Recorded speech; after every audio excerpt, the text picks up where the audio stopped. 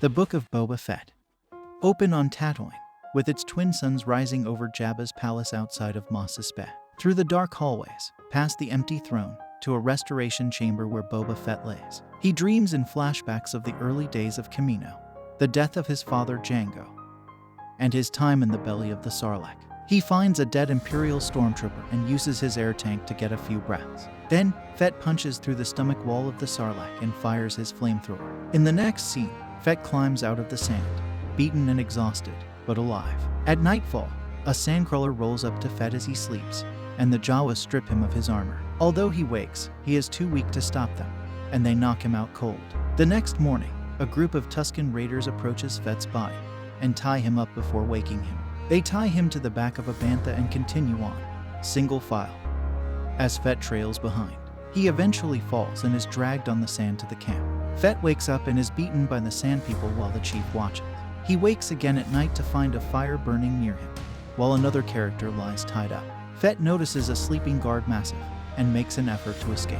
The creature approaches him and attacks, but Fett is able to knock it out and use its sharp teeth to cut himself loose. As a raider attacks Fett, he is easily overpowered by Fett and cowers in fear as his weapon is taken. Fett runs, and the creature wakes up to give chase. As Fett fights the massive, the chief approaches and calls it back.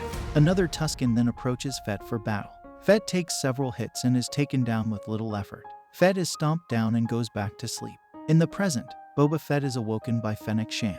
He suspends his healing session in the chamber and gets out. He tells Fennec his dreams are back, but she reminds him of the business they have to attend to. She tells him they are lined up to pay their respects. Fett is armored by droids into his outfit, which he wears to the throne. He is presented with a gift of money from a being whose language he doesn't understand, nor does Fennec beyond the word friendship. Fett comments that they need a protocol droid. They are presented with a former employee of Fett's, Doc Strassi, leader of the Trandoshan family. Strassi greets Fett by his title, Daimyo. They are then greeted by the Mos Espa mayor's majordomo, much to Fennec's chagrin. The majordomo tells them that the mayor offers his humble welcome to Mos Espa as his tribute. Again, Fennec balks at his nerve to offer no tribute. He responds that the mayor offer his welcome and apologies that he is taking care of pressing matters in lieu of appearing personally. Before being dismissed, he asks Fett about the matter of tribute, indicating that the mayor expects to be paid. Fennec offers to kill him there, for Jabba wouldn't tolerate such insolence. Fett declines both. The majordomo accepts openly but warns that the mayor may feel differently, and that there may be another delegation in the near future. 2 Gamorrean guards who did not surrender upon the death of Bib Fortuna are brought to Fett as tribute from his attendant droid. Fett refuses to torture them and instead offers to spare their lives in exchange for the same loyalty they showed their previous masters. The Gamorreans both take a knee, though Fennec thinks it is a bad idea. As Fett and a small group enter the city of Mos Espa, Fennec reminds him that it will be easier for him to be accepted if he were to adopt the ways of the Mos Espans. In a cantina, Fett removes his helmet and Fennec tells the server droids that they have business with Garsa F-Whip.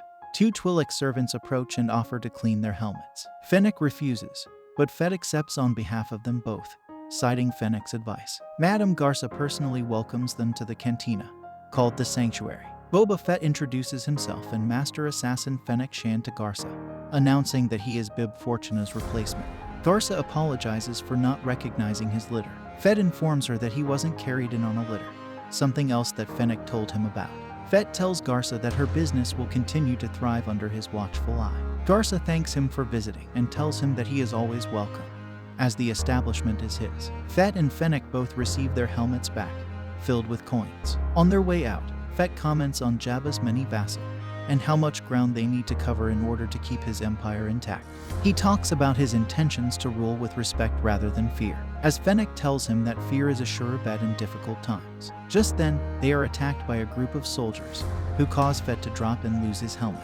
The guards come to their aid and help the 2 to subdue the attackers, though several flee. Fennec pursues the last 2, under orders by Fett to bring them back alive. She kills one and brings back the last one. Fett is brought by the guards back to his Bacta pod, where his dream flashback resumes. Fett is woken up and untied from his post, then made to stand up by a Tusken child. He is chained to a Rodian prisoner by the ankle, and the 3 make their way through the desert, followed by the Massive. They approach a moisture farm. This is being robbed by a gang of humans. They are led to a spot to dig for water pods. While he naps, the Rhodian discovers a large subterranean sand creature that knocks the Massif away and ills the Rhodian. As it starts to attack Fett, the Tusken saves him. Fett is eventually able to get his ankle chain around the creature's neck and chokes it to death. The Tusken child is overjoyed to bring back the head of the creature to the camp. The chief noticed the child retelling the story. As the tribe gathers around the youngling, the chief offers Fett a drink from his pod. Fett proudly drinks from it, understanding that he is now accepted by the Tuskens.